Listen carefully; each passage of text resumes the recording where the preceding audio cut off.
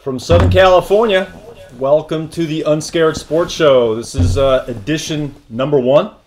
Welcome to everybody that's tuning in right now, along with Brian Mackenzie. I'm your co-host, Doug Katona, and we're doing it. We are here live. It's taken a while, Love right? That intro music. Where did we get that? That's producer Eli Rodriguez, who's running shot on the music. So it's February 29th, 2012. This is our first Unscared Sports Show. It's going to be one of many. We're going to be doing these shows 2 times a month. Make sure you hit the CrossFit Endurance Facebook page and send in your questions and comments during the show. We'll be answering those later in the show.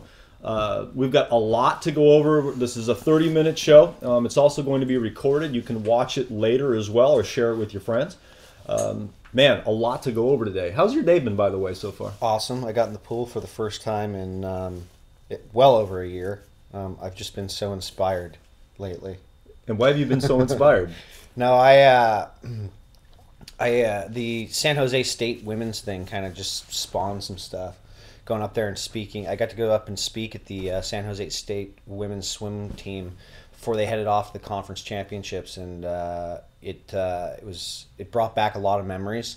And then them kicking ass, if you haven't seen, winning a championship, and something that has not been done. I mean, it was a ton of records that occurred, so it was pretty inspirational. And so I had Sage send me a couple of workouts, their coach, who actually got the Coach of the Year.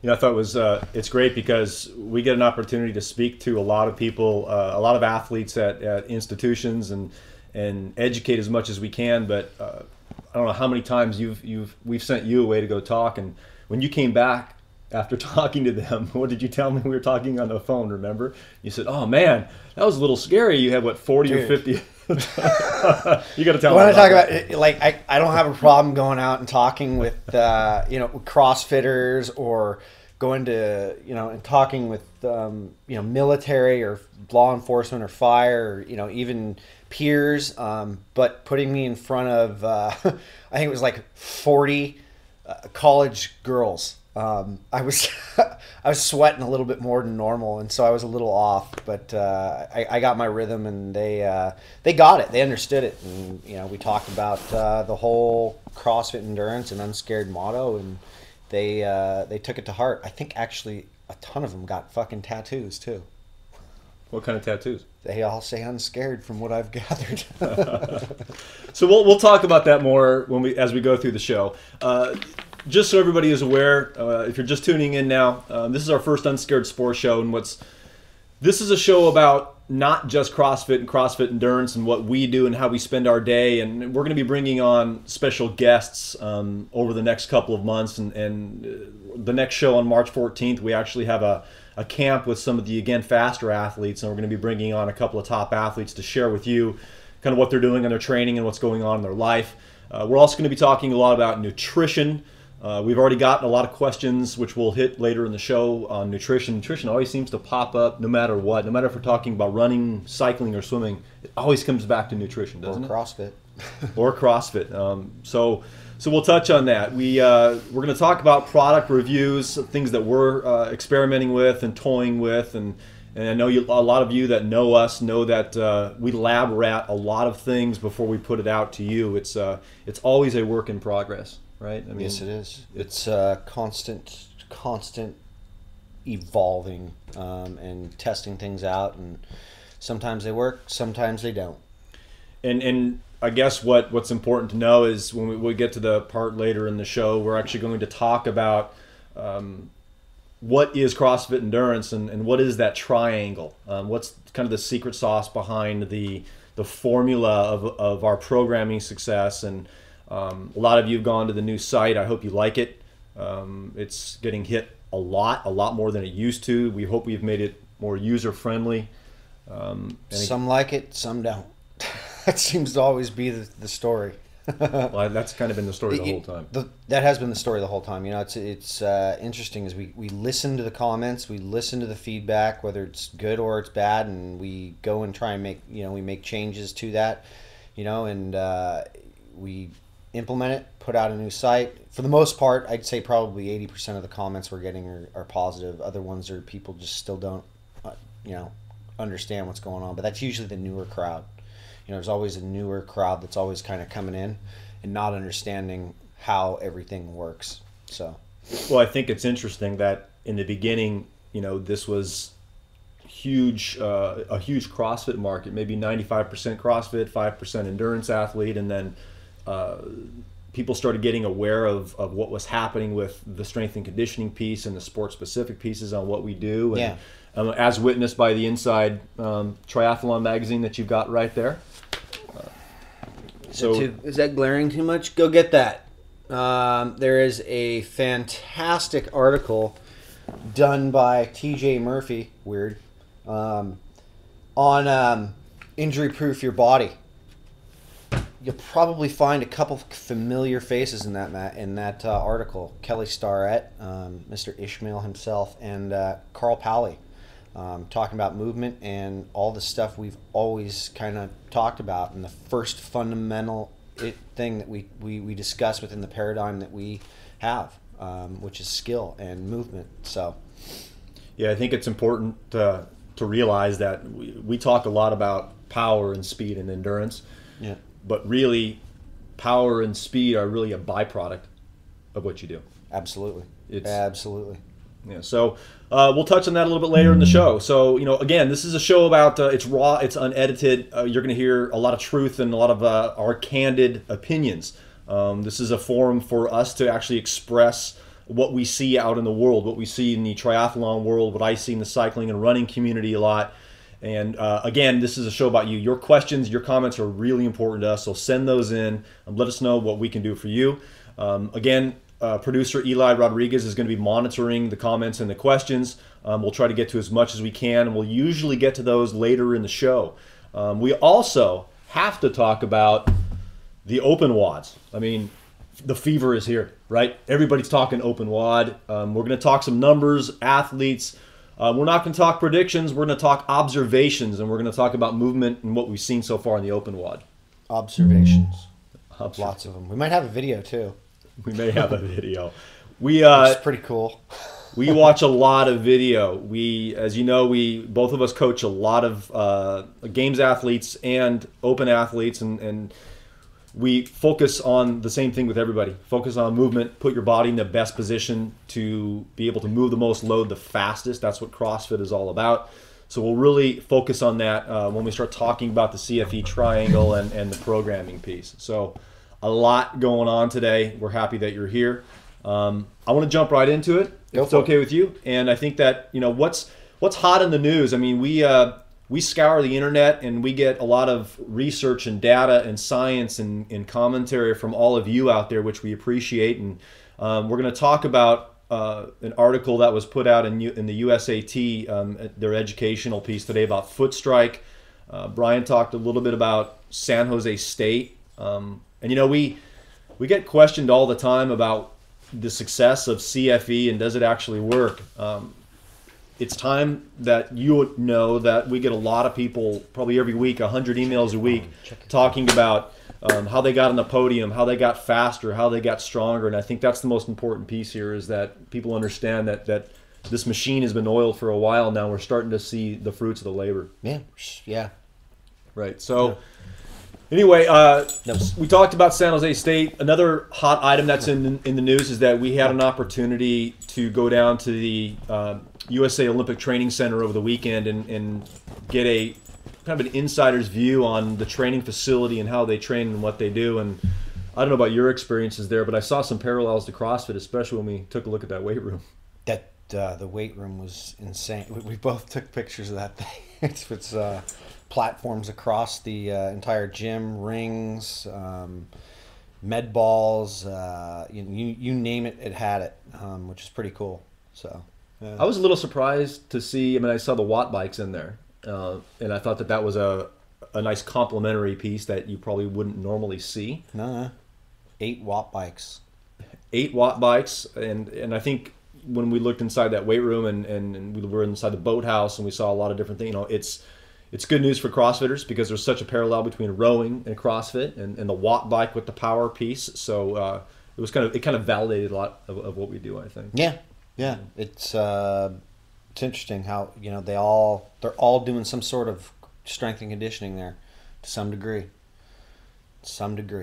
We actually we were down over the weekend in Coronado near San Diego and had the opportunity to be at CrossFit Coronado.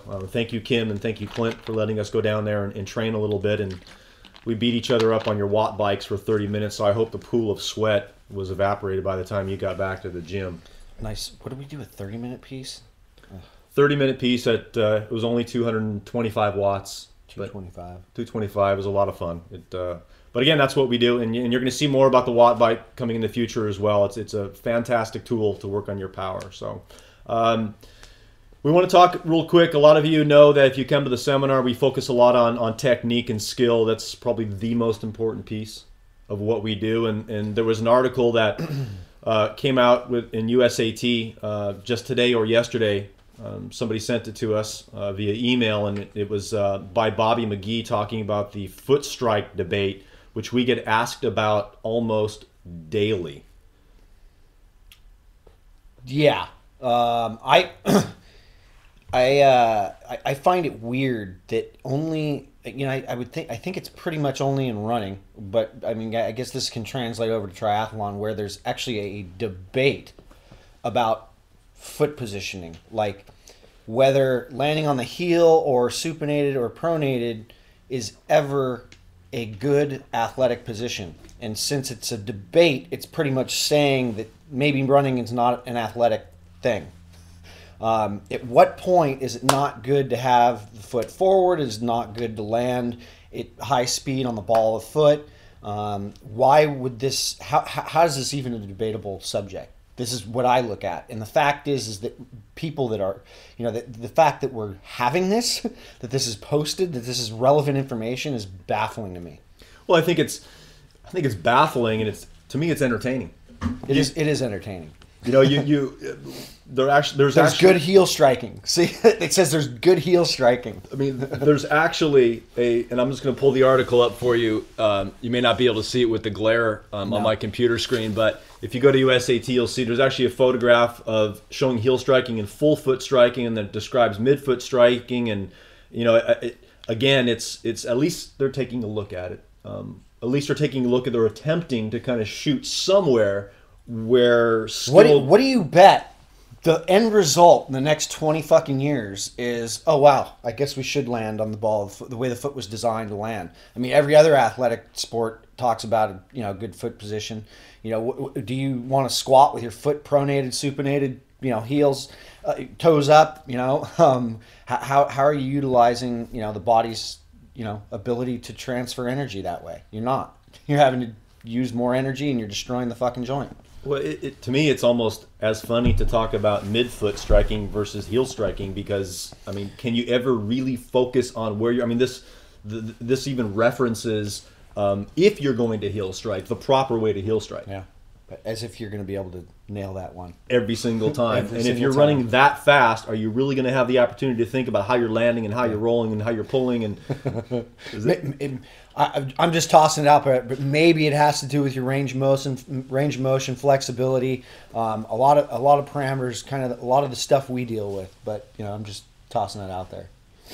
So it's research, it's more information, it's what we do, it's what we want to see. That's the stuff we want to report to you over the course of the coming weeks with the show, and we're gonna have a lot more valid data and science always thrown at you to make you think as well. So look, I want to jump into the open WOD. It's with the athletes that we coach. We always talk about form and positioning and technique, and I think this open WOD opened a lot of people's eyes to technique. I mean, it was a body weight movement, as many burpees as you can do in 7 minutes, and I think a lot of people focus, and you and I talked about this a lot, on the number, who's getting the most burpees, and I'm not necessarily sure that was the telling tale on all this. No, I think well, I mean, what are we looking at with the top people? I mean, the top men or women. We're looking at probably a pretty short lever system. That does not mean they're not fit, because I will tell you right now that 161 burpees is that is mind-boggling. 23 a minute. Or, hey, what about 143? 141. Rich Froning, 141. Dude, at 195 pounds, that is moving, son. Moving. Well, and I think that's a great point. So what we've been talking about, what we were talking about all weekend, I'm not concerned with the amount of people that are doing. Look, there was basically 4 men that did over 150, and there was 4 women that did over 140. So what? I don't think you can tell a lot about who's going to be the contender out of one open wad. No, but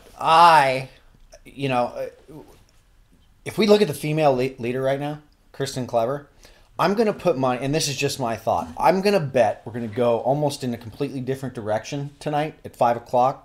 I'll be watching like everybody else. I've got quite a few athletes, and you do, who are competing. I will bet we go a complete 180, and even in that 180, Kristen Clever is going to do well. Agreed. And the fact that she's sitting in first place pretty handily, I would bet she's going to probably be sitting there again. I agree with you. I think, and I get an opportunity to see Chris work out when I'm training back up at Valley CrossFit, Yep. and she does move extremely well. And again, I think she's she's a rare air athlete, as is Rich to a degree. So again, I think the big numbers are the big numbers, but I think let's look at the 120 to 140 burpee range. And I think that's a sweet spot to see where those contenders are in there. And I think if you looked at Iceland Annie, I think she did 128. I think she's tied for 43rd. And I mean, how tall is Annie? I mean, are we talking like 5'9", 5'10"? Yes. Yeah, dude, that's moving. Yeah. You know? Yeah. So I think that again, it's one open wad. There's 4 more to go. A couple more weeks to go. And for some of those athletes that are really trying to hit, nobody wants to peak right now for the open wad anyway. No. We've got regionals, and we've got the games coming up, and with our athletes, it's fun. It's a great thing to watch, and I'm enjoying it just as much as anybody else. Especially for my own athletes and seeing them get better and better.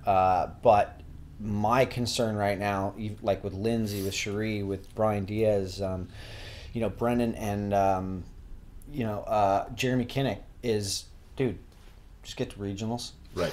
Let's just let's worry about getting you to regionals right now, and we don't have to alter too much in order to get you there. So that'll be the interesting study over the next couple of weeks. I know for us as coaches, this is a fun time for us before we start to get ready for regionals, and we really have to be very, very fine with the programming and watch. And we're still working on skill with a lot of athletes. It's really, really important. I get bombarded with video and dealing with all that stuff weekly. So yeah, it's always dealing with skill. Move better, move in a better position. You will have to work less.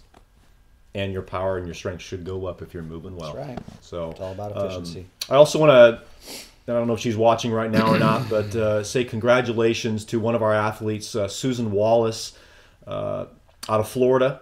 She is the world's leader right now in the 55. Is she still leading? She is still leading, yes. She did 106 burpees, and I've been coaching her now for, maybe 2 or 3 months. She has done 36, I believe, Ironman events, and this year we were really focusing on trying to get her on the podium at Kona, and we thought, let's toss her in the open wad, and she's learning movement and skill, and it really showed. Yeah, I mean, you showed me a video of her squatting, and like, how many times had she squatted? She was doing, I don't remember, 115, 120 pounds and moving it very, very well. And you commented, he's a tough customer to say that was a pretty good. I was impressed. I was totally impressed that she's, with as limited, experience that she has, that she was squatting that well, which is great. It's a good sign of good coaching. She's not just myself. I'm not saying that, but she's got Rob and Chrissy out of their CrossFit Daytona and Jack Strength and Conditioning doing a great job for her. So congratulations, Susan. We're going to look to see more out of you out of the open WOD. So also, we're starting to get short on time already. Is that possible? Yeah. Wow. 10 minutes, less than 10 minutes. So listen, we want to spend a little bit of time talking about the CrossFit Endurance Triangle. A lot of people have been hitting the site, and for those of you that know this will be really good review for you. But since we posted up the new site, our site hits have been climbing each day, and we're getting a lot of questions about how to properly read the site, and there's been a little bit of confusion. And what I think is really important to remember is that we basically have 3 pieces to what we do at CFE, and one is the CrossFit piece, which is the most important piece of anything. So if you're going to start somewhere, start with the CrossFit piece. Yeah, always.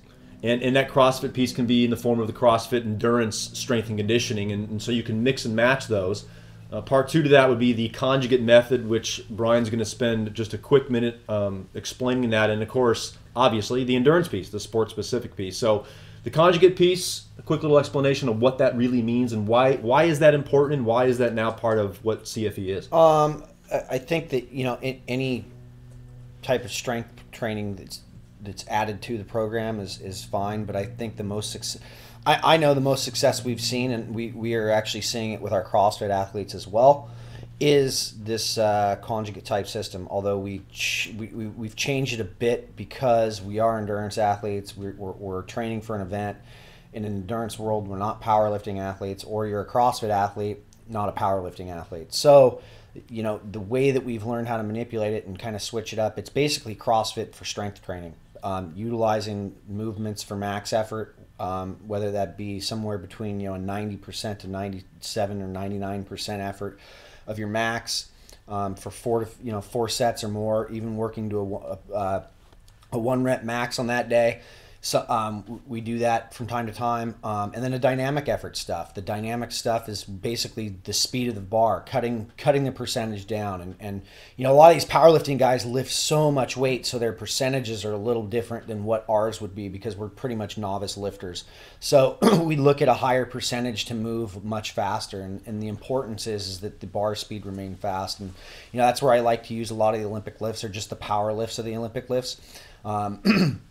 But using squats for speed, box squats for speed, deadlifts, etc., or even presses, it just changes the ability of the athlete to get that central nervous system firing again and going fast and still generating a lot of power output.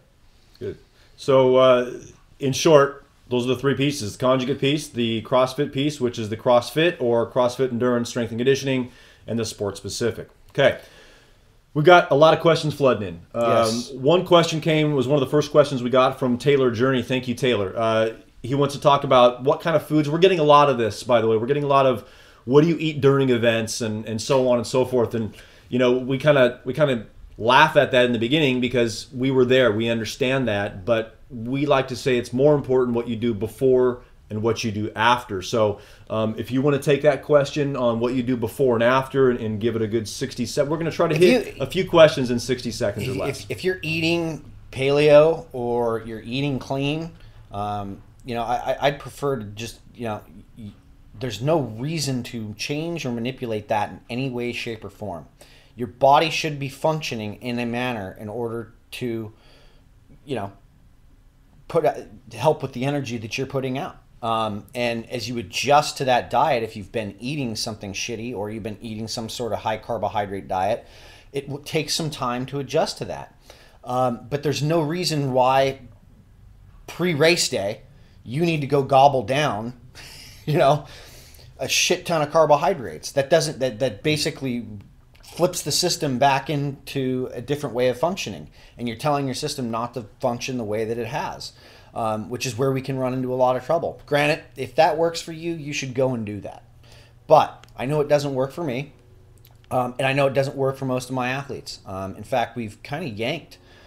We've yanked all types of sugars. In fact, I don't remember the last time I did anything like a Gatorade or a sports drink or any of that stuff. And we have been, am I allowed to talk about this sort of? Yes. So we've been trialing and we've been testing, and we are creating a product that we like, we use. It's it's I'm not going to give the exact combination yet, but it works well, and it doesn't have any sugar in it, and we've used it in efforts as long as 4 hours. And how long? Yeah, I did a 100-mile event in like 4:40 with it, and no carbohydrate, the straight blend. Well, the blend, yeah, but there was no sugar, Right. and Dougie's energy held the entire time. I've used it out to 3 hours, and we have seen across the boards every time we've used it the no dip in energy, and the post workout we are not seeing a dip either. So expect to see that stuff within the next 2 to 3 months. Which leads to an interesting question. A lot of people asking, what the heck? It's the first Unscared Sports Show. We can reveal this stuff. Michael Ward asks, what are your favorite meals you make on a regular basis? Wow, that's a good question. And the answer is we eat as clean as possible. And I'll tell you basically what I've had so far today, and you can do yours. I've did egg whites this morning with a little uncured beef bacon and half of an avocado. Then I did a hard workout. Then I came back. Beef bacon? Uncured beef bacon. You haven't had it? I know. That's the Apache right there, isn't it? It is the Apache. Protein shake after the workout. Straight into hydration after that. You went to the pool. I did another quick little run workout, another quick protein shake, and we'll be ready for lunch in about 5 minutes when we're done with the show. What did you have to eat today? I had a salmon omelet with broccoli in it. It was huge. Coffee.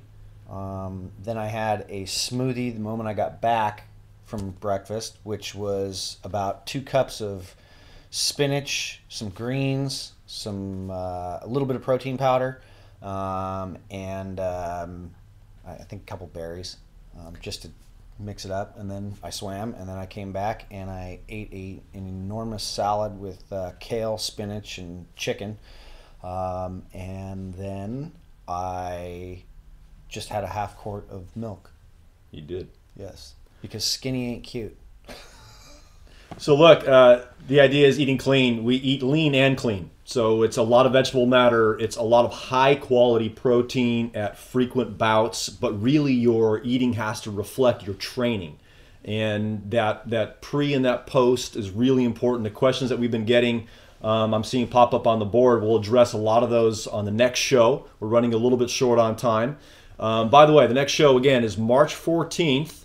Again, we'll have some of the elite athletes from the Again Faster crew out here, and we're lining up 2 pretty impressive interviews that I think you're really going to like, and they're going to be live here in our studios, March 14th. That should be rather interesting. That's going to be entertaining, to say the least. So I think all in all, a pretty good show. The questions that you posted on Facebook, we'll try to answer a few of those in the next hour. Keep that coming. Again, thank you for tuning in. It's a beautiful day out in Southern California in our office. We got to go out there. Yeah. In case you didn't know, the dude who won the Open has another sport that he participates in. We're going to post that video on Facebook, on our CrossFit Endurance Facebook page right now. You should check that out. So it's rather interesting, but dude can move, and he can, he can dance. He can dance. Thanks for tuning in to the Unscared Sports Show Volume 1. We'll see you in 2 weeks. All right. Hey.